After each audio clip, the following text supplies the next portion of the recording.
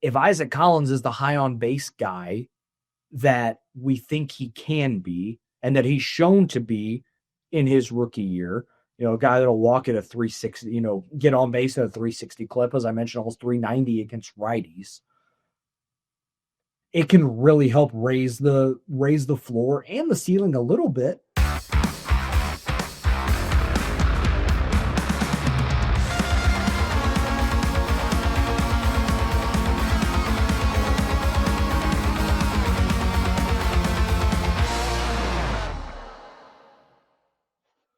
One Royal Way back at it here on Kansas City Sports Network. I'm Joel Penfield. Thank y'all so much for tuning in. Make sure to like, rate, subscribe, review on all platforms. Hit those notification bells so you know when these episodes go up. Once a week here through spring training. Maybe have a couple episodes there. We've got something in the chamber coming up here soon that we'll have a couple extra episodes throughout spring training here. And then once we get going, multiple times a week, we'll see some post-game shows. We're going to have a lot of fun this year. I'm very excited. I'm going to keep hyping it up. And we are very, very close to 1,000 subscribers on YouTube. I want to get there here soon. We're at, last I checked, 992. So get 80 of you. Let's just get 8 friends to go. Let's hit that 1,000 mark. Let's see if we can get there by the end of the week. I think we can get 8 in a couple of days. So let's see if we can get there. The show, as always, brought to you by Emprise Bank, member FDIC, our partners in Possible here at Kansas City Sports Network.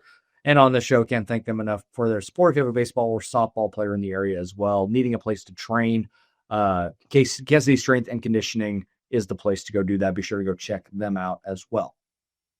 Spring training is underway now. We'll have games at the end of this week. They'll play the Texas Rangers there at their joint facility in Surprise. It'll be the first game that we'll get. And so we'll get the starters for a couple innings and then a lot of minor league guys. I don't believe that one is televised, but you could listen to, it'll probably be some combination of Jake Eisenberg, Steve Stewart, there on the radio. So be sure to go listen over there. Well, there's only so much data we can take from that, but we get baseball. We'll have a lineup notification on the MLB app. So certainly going to be exciting there.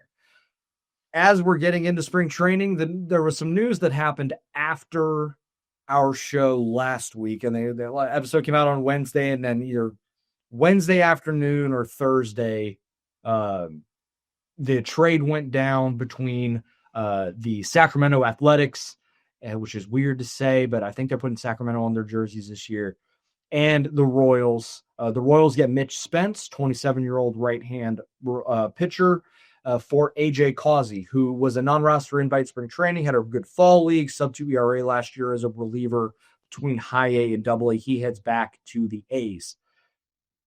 I like this move on the surface. At first, when you look at the numbers and you see some of the stuff that kind of surrounds it, when you just look at the surface numbers, you take a look at Baseball Savant, things like that. I thought it was interesting. That this was a guy that a couple of years ago, we kind of had our eye on, Jordan, Josh, and I, when we were doing our Let's Get Transactional segment. And we're looking at guys the Royals can get with controllable years. He's still under control for quite a while. I believe he was a Rule 5 guy that debuted in 2024. Has had some success here and there. 2 big league seasons, a 4.58 ERA in 2024, 151 innings, mostly as a starter there. And then last year, mostly as a reliever. It was a 5.10 ERA, 66 strikeouts and 84 2/3. So not a huge strikeout guy. And again, you look at the numbers, and it's a 5.10 ERA. The expected ERA is 5.7. The expected batting average was 284. Barrel percentage near 12%. Not a lot of strikeouts. It's a swing and miss is about average. And so you're like, that's interesting. Like I don't know necessarily how to feel about that.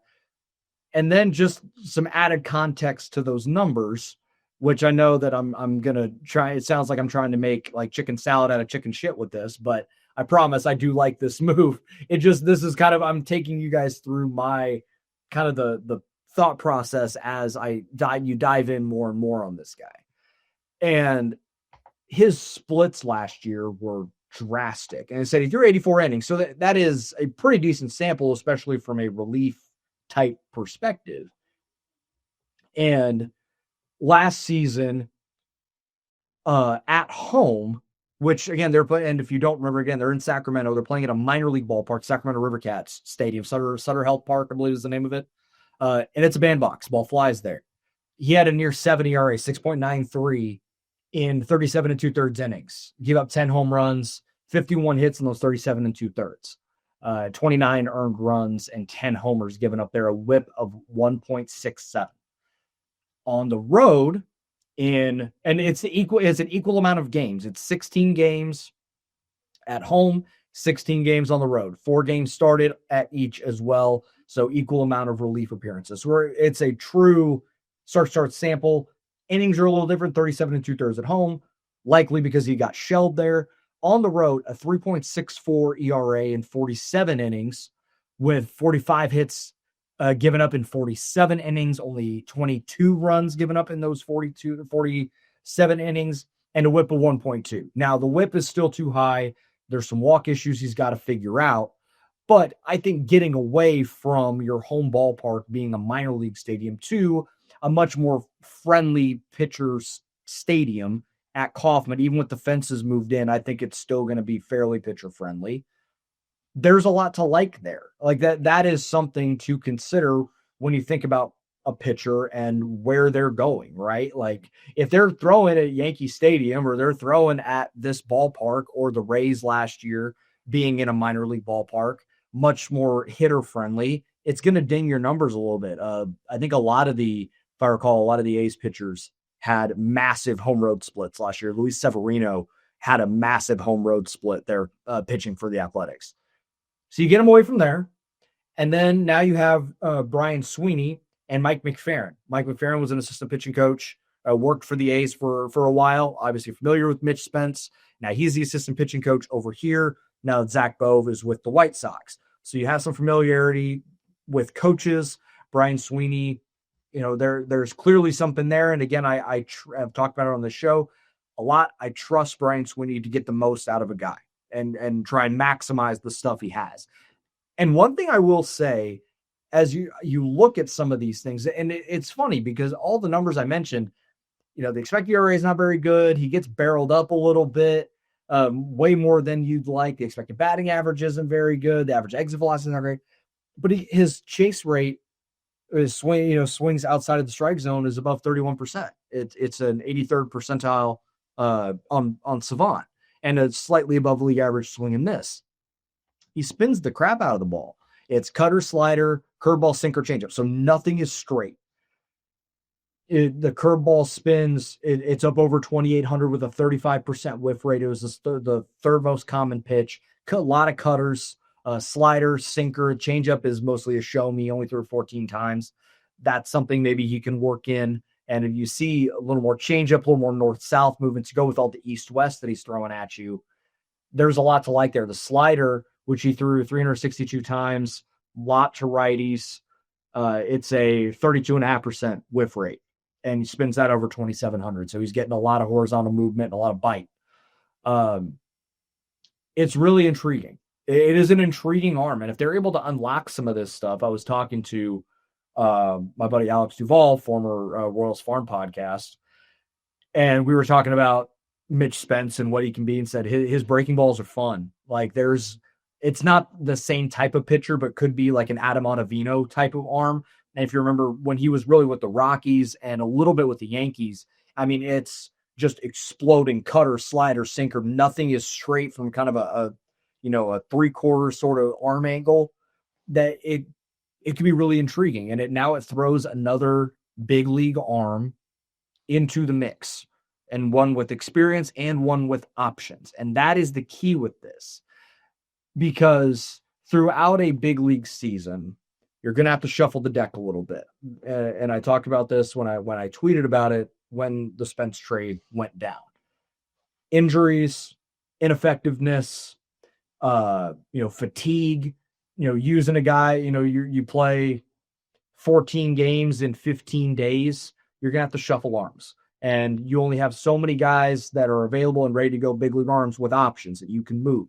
And some of those guys that are your key ones, you can't move those guys. Like a Matt Strahm, a Carlos Estevez. I think Daniel Lynch is out of options. Like those guys can't go, but Ryan Berger can, Stephen Kolek can, Luender Avila can, Mitch Spence can, Lucas Ursig can. Like they have a lot of guys they can mix and match, and it allows them to shuffle guys from Omaha into Kansas City to keep guys as fresh as possible. It takes a lot of pitchers to get through a big league season. In 2024, the Royals were unsustainably healthy on the pitching staff, mostly in the rotation, but predominantly in the bullpen as well. 2025, they had a lot of guys go on the injured list. Everyone except Noah Cameron took a stint on the injured list from the starters. They had a lot of guys going. Ursig missed some time. Steven Cruz missed some time. I think Schreiber missed a little bit. He threw like 75 games. I think at 24. Regardless, you're gonna have to shuffle big league arms, and it's big league experience, and maybe a more full bullpen role for Mitch Spence unlocks a couple of things for him, and he doesn't worry about holding his stuff for 5 or 6 innings, and he can go in these 1 to 2 inning spurts, and a fastball that's 92 can maybe be 93, 94 with that cut, with his ability and feel for spin. It's a worthy swing. You gave up a double-A reliever, and I know that people liked AJ Causey and looked at him as maybe a future bullpen piece. I thought of him that way, but it's a bullpen arm in double-A. You don't know what that guy's going to be long-term, and there's a good chance, actually a very good chance, AJ Causey isn't going to help you in the big leagues this year. Mitch Spence can. Like, he's here right now. It's not like you went prospect for prospect. You were the guy with 2 full years of big league experience that can come in and help you immediately.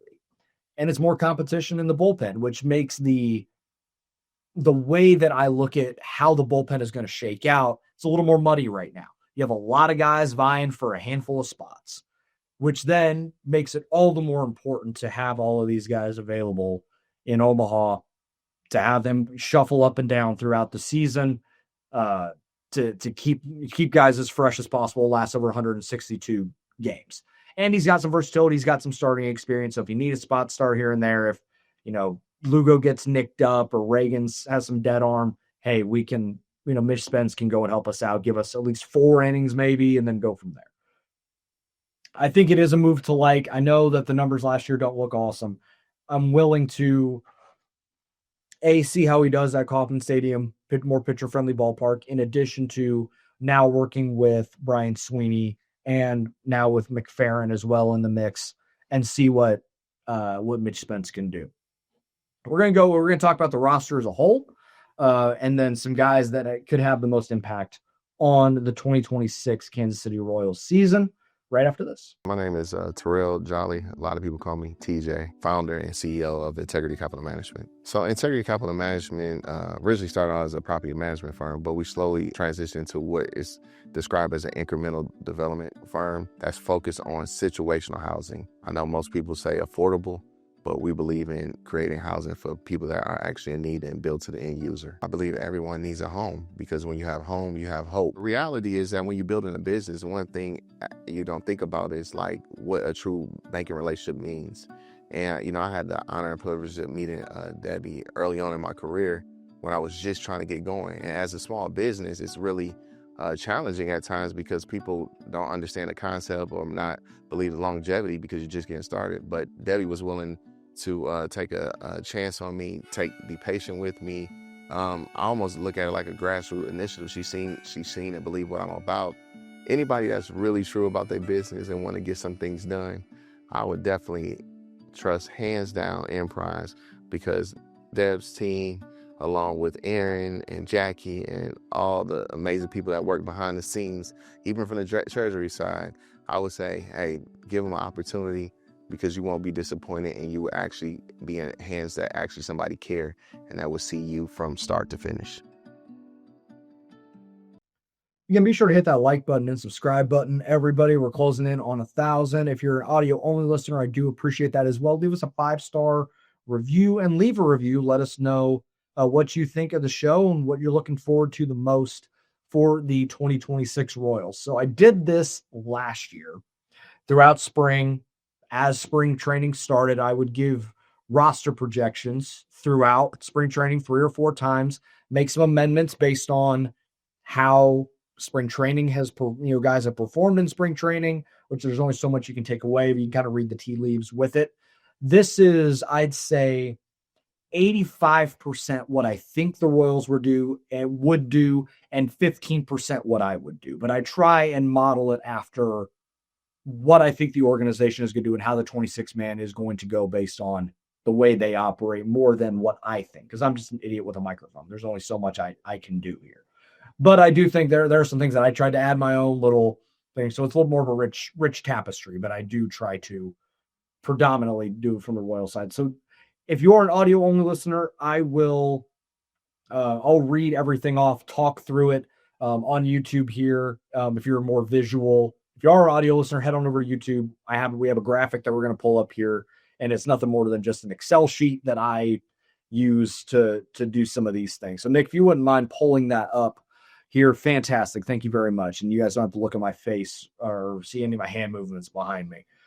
All right, so we'll start up in the top left here with the starting rotation. I have it as Cole Reagans, Seth Lugo, Michael Wacha, Chris Bubich, Noah Cameron. I think that's going to be your starting five, barring injury, going into 2026. I feel like Cameron is going to continue to pitch really well. Hopefully he's able to build off of that 2026 season. In the bullpen, Carlos Estevez, Lucas Ursig, Matt Strahm, that's your big three. Steven Cruz, Nick Mears, Daniel Lynch, and Mitch Spence. I had Alex Lang in there, but I think Spence, he's got some more control, and there's still a little bit of unknown with Alex Lang, and I have him on the bubble.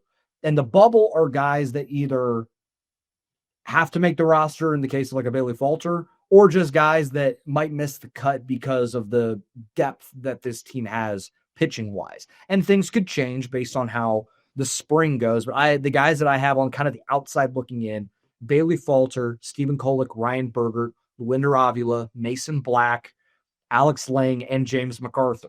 I don't know if James MacArthur is going to be ready for the season. It sounds like he's still slowly building up after not pitching at all last year. He's still got options in controllable years. So I imagine he at least is in AAA to begin the year and is ready if they need him.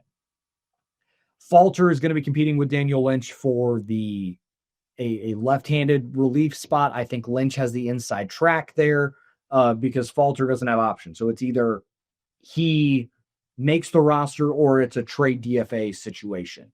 Kolek and Bergert on most teams, I think, are on the big league roster on opening day. However, because of the starting five you have with Reagans, Lugo, Wacha, Bubich, Cameron, if those guys are all healthy and ready to go for opening day, that's going to be your five if they're all pitching effectively and things go the way that I think they will. So those guys probably end up in AAA. They both have two options. So they can go down to AAA and stay ready as starters, come up to the bullpen if needed, spot start if needed, and you have that depth there. Luinder Avila, the organization still believes in him as a starter. They only had him in the bullpen last year. I believe they mentioned that he just didn't get fully ramped up after he missed some time with injury. So the best way for him to just pitch the rest of the year was out of the bullpen since he didn't get fully ramped back up as a starter. I imagine they're going to at least start him there in the rotation in Omaha, and then maybe there's a determination made. Your best chance is out of the bullpen.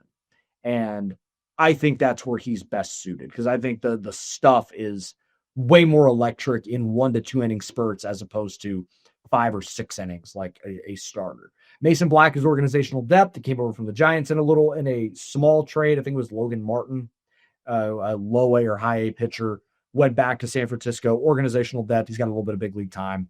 But just, again, big league ready on with options. Alex Lang, he's on a 1-year deal. He still has options as well.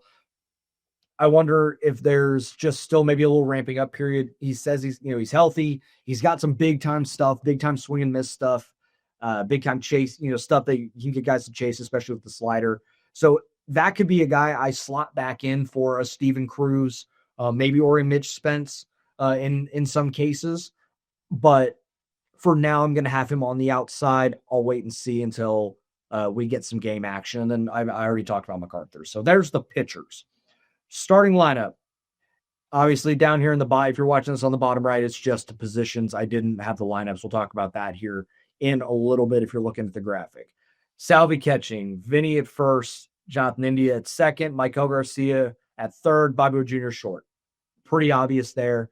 I have Isaac Collins in left field, Kyle Isbell in center field, and then Jack Caglione in right with Carter Jensen DHing. I think that is going to be the starting 9 on opening day in Atlanta in some capacity. Now, with Chris Sale on the mound potentially for Atlanta, may throw off some of the left-right, but we'll see. But I think that predominantly is going to be your starting 9 most days for the Royals during the season. On the bench right now, I have Tyler Tolbert, Michael Massey, Nick Lofton, and Lane Thomas. Tolbert, listen, I don't think he's some incredible baseball player, but this organization loves positional versatility and speed. He provides those two things, being able to play a couple different outfield positions, be able to play third, short, second when he needs to, And they like his speed to be able to pinch run late in games for Vinny, for Salvi when they need it. So I think he's going to be on the roster for that reason. I don't think it's because he's an incredible baseball player. Just he fits a role that this organization really values. Michael Massey, I have as a left-handed bench back and play second base. They like him out in left field as well. So again, a little bit of positional versatility. Nick Lofton I have here as well. Not super confident in Nick Lofton, but the fact that he's listed as just an outfielder to me is intriguing. So maybe there's some platoon opportunities with an Isaac Collins or Jack Caglione certain days. And he's still got the ability to go out there and play some other infield positions if needed. But the fact that he was just listed as an outfielder when they announced we've reached a contract agreement with certain players, it just said outfield, something to monitor. And then Lane Thomas, who they brought over on a 1-year deal, he is going to be your lefty killer in the middle of the lineup when called upon. So I don't think he's going to get at least to begin the year, a ton of time against right-handed pitching, mostly going to be lefties. So that's where he's going to platoon with either a Jack or Kyle in center field. He grades out better in a corner. The metrics are not awesome in center field. That could have been maybe some injury over the last couple of years. So we'll see if he's able to bounce back a little bit because he does have some good speed and has been a good to average center fielder in the past. So we'll see.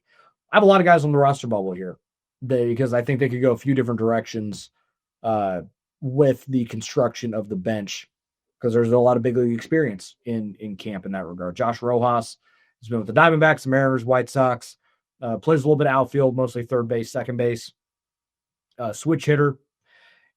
He's okay. I look at him almost like a Kevin Biggio, a Garrett Hampson type, like a fine player that really isn't stellar, but is okay if you need him to play once a week. John Rave, I'm still going to throw in there as a potential option. I don't see it. There wasn't really anything last year that made me think, wow, that guy for sure should be on the big league bench. But if they need 2 weeks, out of him, then that's fine. Cameron Meisner, a local guy, went to Mizzou, came over in a small trade with Tampa earlier this offseason. Some solid power, speed, and a decent glove. Can play a little bit of center field, but I imagine they have him in a corner. Feels like a depth move for just insurance if they need a big league ready outfielder. Kevin Newman, shortstop, can play the left side of the infield. He came over on a minor league deal, non-roster invite. Feel like a guy that might stash in Omaha just in case. Abraham Toro similarly can play, I believe, mostly second and first. Switch hitter, bounced around a little bit over the last couple of years. Not a great player, but again, depth. Drew Waters, kind of last chance for him, and then Dairon Blanco. If the speed is back and there's no Achilles concerns, maybe he gets in over Tyler Tolbert, but that'd be a lot of outfielders, not a lot of infielders. So I don't think that would necessarily be the move. He's also 33, so I don't know. But again, maybe a guy that just wants to stick around as depth if they need him. The lineup that this is more what I would do from a lineup perspective, more than what I think is ultimately going to be the case. But I have Isaac Collins leading off against right-handed pitching. Bobby, Vinny, Michael, Salvi, Jack, India, Jensen, Kyle Isbell. And then against left-handed pitching, I have Michael leading off with Bobby, Vinny, Salvi, Lane Thomas. Isaac moves down to 6 against lefties. Carter Jensen, I still have in the lineup as a DH in this spot. Jonathan India and Nick Lofton. Because we know how much this organization loves their platoons. And I don't say that disparagingly. It's just what they like to do over 162 games, and they think it maximizes their roster, being able to mix and match that way. And I think that is fine. I do not view that as a negative that they so heavily lean into that. It's what some of the best analytic teams in the league do. So we certainly shall see. The reason why I have the leadoff hitter different, left versus right, is even though Isaac Collins is a switch hitter, he favors hitting from the left side. So I missed it. Here we go. So against right-handed pitching, he slashes 279, 389 on base, and a 413 slug. That's an 802 OPS. Against lefties, it's a 232, 324, 408 slash. That's a 732 OPS. So you get that 389 on base against righties, near 390 on base is significant. And then Michael against righties, he's hitting the same. It's a 279 average, but it's a 338 on base versus 389 and a 432 slug, a 770 OPS. Against lefties, 314, 404, 517. It was a 921 OPS against lefties. So I think that's going to be the way that they handle it this year. They talk about Jonathan India still being a possibility to lead off. I would not experiment with that unless it's, hey, like Mikey needs an off day and it's a lefty. And we're going to, Collins is going to move down. We want to shift it that way. That's okay. But I think we saw last year, Jonathan India was not very good as a leadoff hitter. It just didn't work the way we thought. I think some combination of Collins Garcia at the top could be the true leadoff solve for this team to be the table setter for Bobby Witt Jr. So that he's not coming up and it's nobody on, one out, 3 pitches into the game. I think Bobby, it could really help him significantly if some combination of Collins Garcia is on in front of them, which then helps Vinny and everybody else beyond. So that's how I would handle this. That as of right now, this is subject to change. You guys are going to see this graphic a lot throughout February and through the middle of March as the roster gets sorted out. But if you guys have any comments or questions or your own ideas for how this roster is going to sort itself out, be sure to drop it in the comments. Make sure you're subscribed and like as well. I'm just going to keep hammering that till we get to 1,000. Last topic here that I want to talk about are players that, at least in my estimation right now, could have some of the biggest impact on the major league roster in 2026. And their seasons, which way they head, right? And if they have a huge year or they have a down year, we could look at as maybe the reason why the Royals either make the playoffs or miss. Not saying it comes down solely to those players, but, with the benefit of hindsight, when you can kind of look back and think about, man, if that guy just played a little bit better in May, or man, if he really, things really clicked for him the way that we thought it would, that could be the major difference that could get the team over the hump. I've referenced this, and I maybe used this phrase here. I know that I've used it in other places, but I think about these guys as hinge point players. Like, when you think about like a hinge swinging one way or the other, right? Like, I don't need to explain that to you, but I think you guys get the point. If certain players have a great year, we think that the door opens one way, right? Or it's going to swing in the other direction if they're not as good. So I think I'm going to talk about 2 hitters and 2 pitchers for now. We may, if we if you guys like me talking about these types of players and kind of the two directions that we go, then maybe we'll do another round of this, because I think there are some other guys that kind of factor in here in a similar sort of way. So the first guy I'm going to talk about, I think, is probably the most obvious hinge point player for Kansas City this year, and that's Jack Caglianone. The numbers were what they were last year. It was a 532 OPS. It was a really rough go when kind of the expectations and weight of the world were kind of put on the kid to begin the year, because the offense was so bad. And then they brought him up because he was killing it so much in AAA. It wasn't doing him any good. So then he comes up to Kansas City, and it really wasn't. It was not good. The swing decisions were really bad.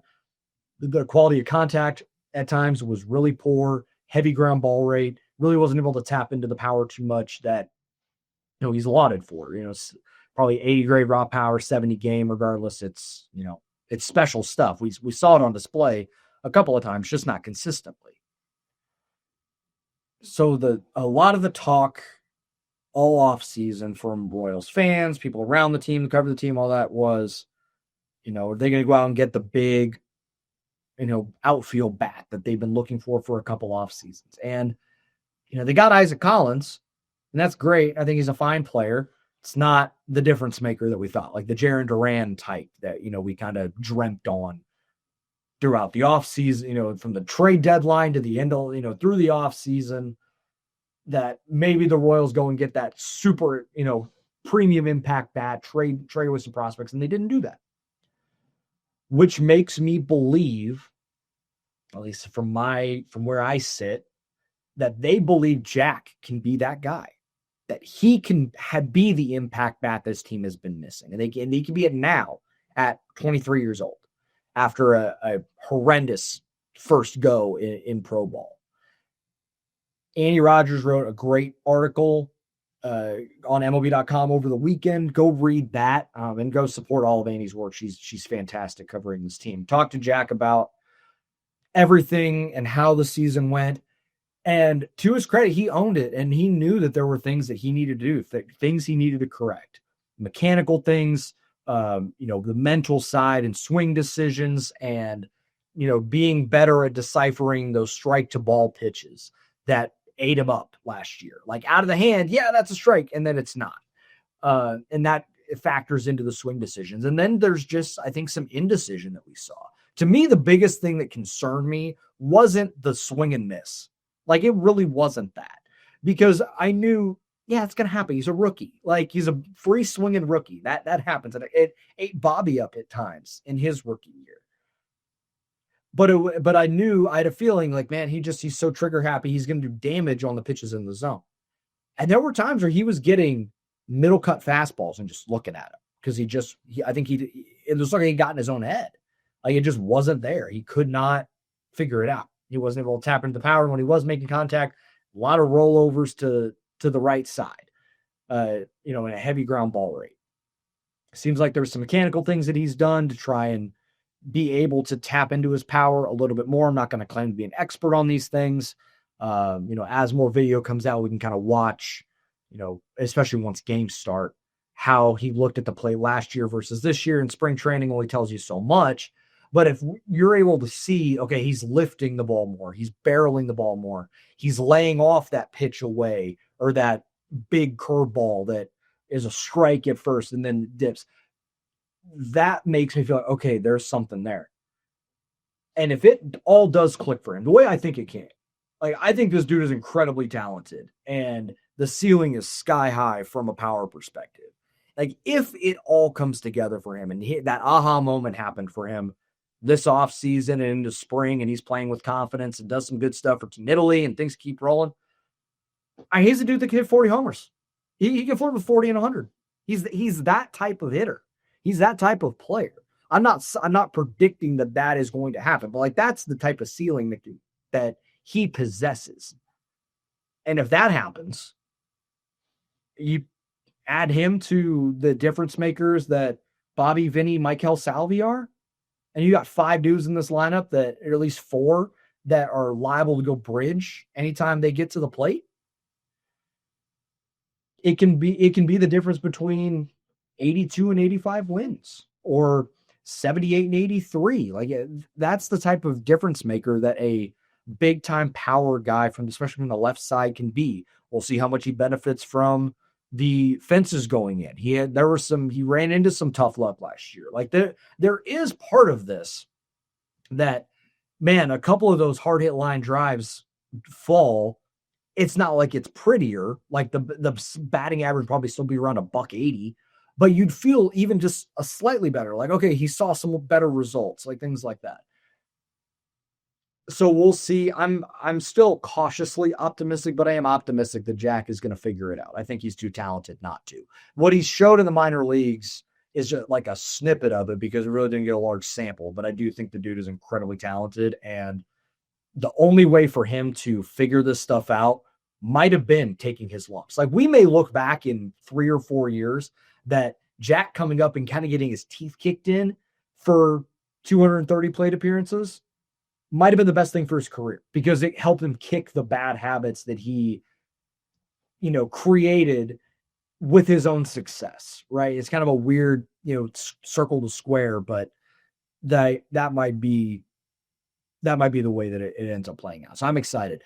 The flip side is if we see more of this, the bad swing decisions, the trying to do too much, the kind of reaching and lunging on his front side and rolling over the ball to second all the time at a high ground ball rate. And he's got 15 homers and it's just like he's not able to get to the power the way we thought.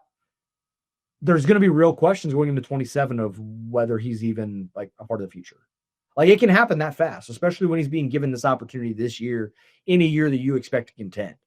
Like progression is not linear, development is not, but real fast we may know he may just never be the guy that we thought. It can happen as quick as this year with finding that out. Now we'll see. There were people that weren't even convinced Bobby was the guy until midway through his second year. So I guess we'll see.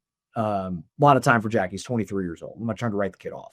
Not even trying to write the kid off even after this year, but it can be something to really consider if things don't go his way this year.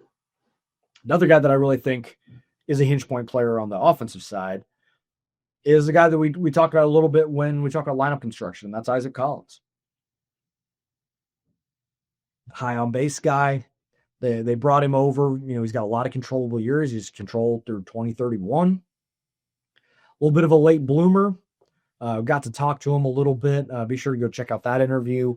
It's on the site if you haven't looked at that already. And I really like this move. It is not, again, it's not Jarren Duran. It's not Teoscar Hernandez. It's not like some big impact guy, but I do think it makes them better and helps raise their floor. That's a lot of what the Royals have done the last couple of years when it comes to their trades and their free agent moves. It's not big, sexy splash moves, but it's a lot of floor raising moves. And they're trying to, even if in a bad year, they are 76 and 86, or they're 78 and 80, it would be 78 and 84. Like that's the lowest that they're going. Like they are trying to make it so they're always ready and the bottom isn't going to fall out. And that is helpful. How much does the ceiling raise? How can you get to, rather than instead of being 82 and 80, can you get to 88 and 74? Can you get to 90 and 72?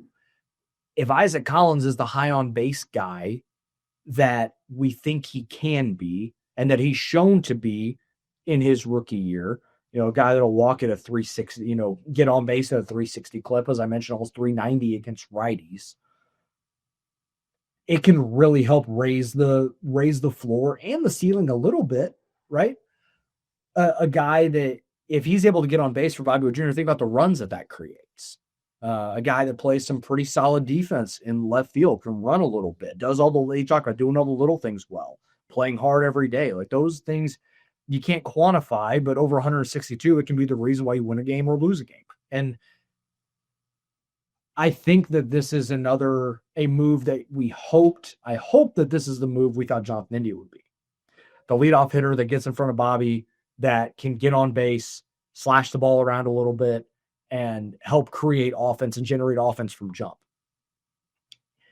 If this is another failed attempt at getting a leadoff hitter or a high, not a ton of power, high on base guy, and it doesn't work out, well, we saw what that was last year. It's just another Jonathan India move. The good news is this guy at least has some defense where it's not a total net negative like India was at times last year where the bat wasn't working in addition to the worst graded defender in the league.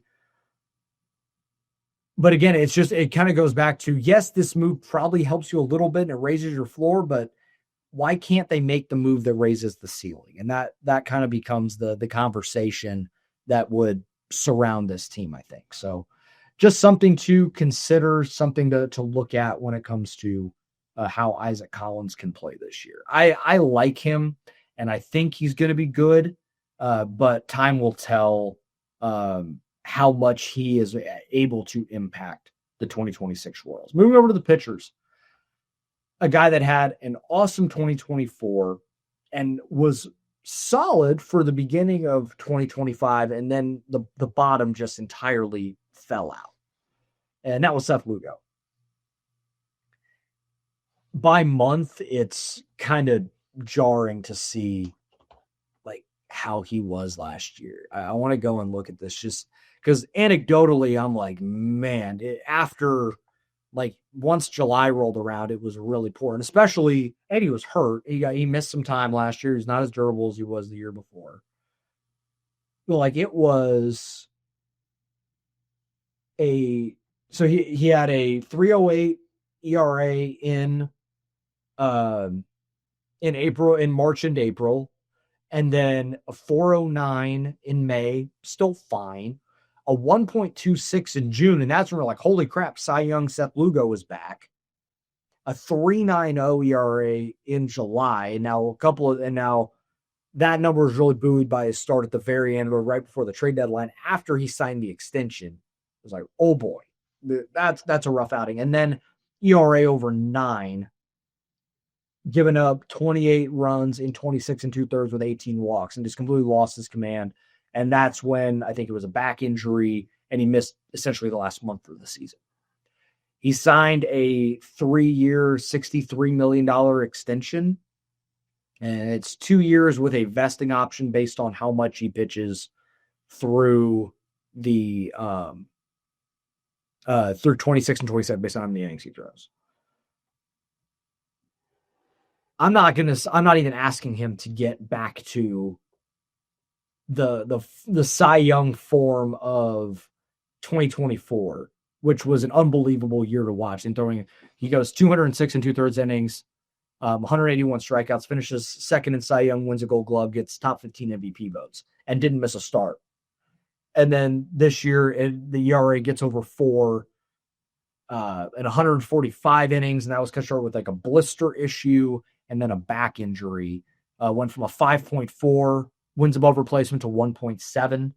It kind of fell off a cliff there, and it was just incredibly ironic that it happened right after he signs an extension with the team for his ages 36, 37, and 38 seasons. If he's able to get back, and you can throw some of this out in the wash with the injuries, then maybe, okay. The expected numbers were really bad before he fell off a cliff at the end of the year. And it gives me some pause. But he may just be a guy that always just has weird metrics because he throws so many different pitches and he kind of lives with contact and is okay with that. Doesn't get a ton of strikeouts. But as long as he's able to limit walks, it's fine. But he walked almost 9% last year. The year before, I think it was much, much lower, obviously in 200 some odd innings. And he walked 5.7. And the strikeout rate was around the same. It was 20.5 last year, and in 2024 it was 21.7. So that's comfortable. If he's able to get the walk rate back down, then that's okay. He pitched to a 3.75 expected ERA in 24, and then in 25 it was 5.2. Without obviously the velo is not what he does. He spins the ball and moves it all over the place and throws 18 different pitches. but he got barreled up a lot. He got hit around a lot. He didn't get a lot of chase, not a lot of swing and miss, none of that stuff. So he's got to find a way to create a little bit of that. So he's not just living on contact and the BABIP gods. He's able to get just get some of it back. And he pitches to a 3.75 or a low 4 over the course of the season, then I think that's fine. And when he's your 3 and you're paying him $20 million, like that's about reasonable. But if the end of last season is a sign of things to come and it just all goes south, then the Royals made a massive error in paying him instead of trading him and getting at least something for him. But we'll see. I want to believe he's going to get back. Obviously, I'm not sitting here thinking the Seth Lugo is going to be terrible. Like maybe you could blame it on the injuries and we move on. But we'll know within the first couple of months within the first probably 5 or 6 starts, like where Seth Lugo's at. And now he's getting ramped up a little bit earlier this year because he's pitching for Puerto Rico in the World Baseball Classic.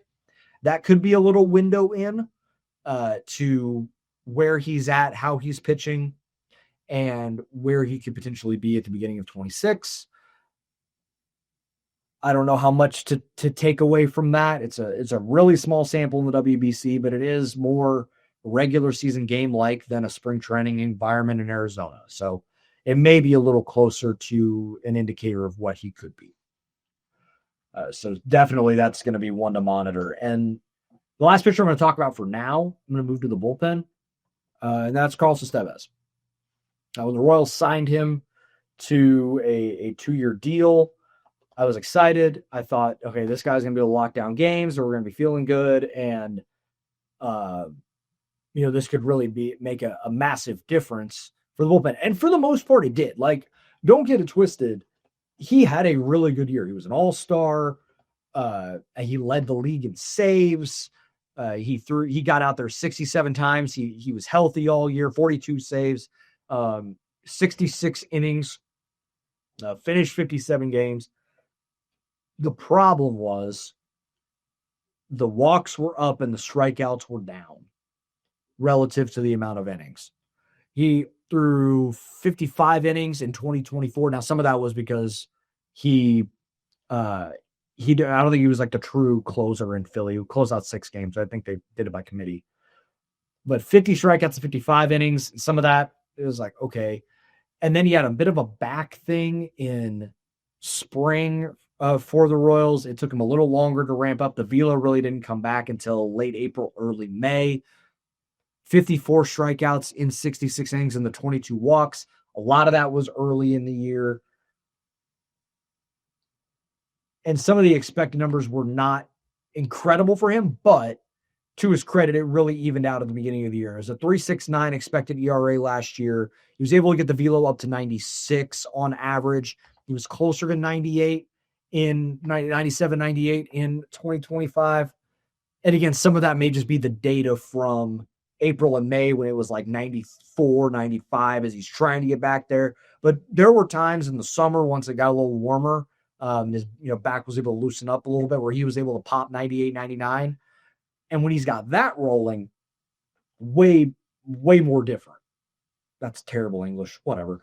The problem, the thing that concerns me is, again, the walk rate was up and the strikeout rate was way down. A third percentile chase rate and an 8th percentile whiff rate. And when you're a closer, you got to have some of that.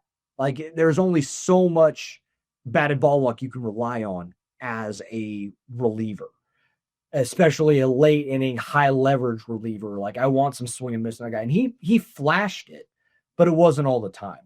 Maybe if we get a healthy spring and he's able to tap back into some of those things. Because in 2024, the whiff rate was 50th percentile. He's not a dude that gets a ton of swing and miss because it's fastball, like it's hard, but it's not like it's like an exploding riding fastball. He's also throwing like slider split. So he's got 3 different pitches that he works with. It's like a split change that he gets some weak contact on. It's that sort of thing.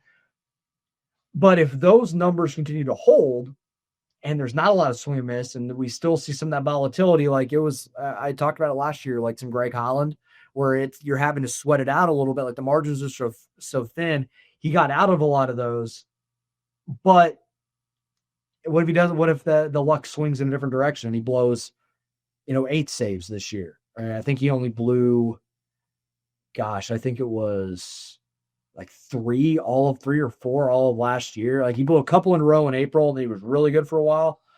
So it's going to be something to monitor. I feel confident in the back end of the bullpen with the addition of Strom, Ursig getting back into form.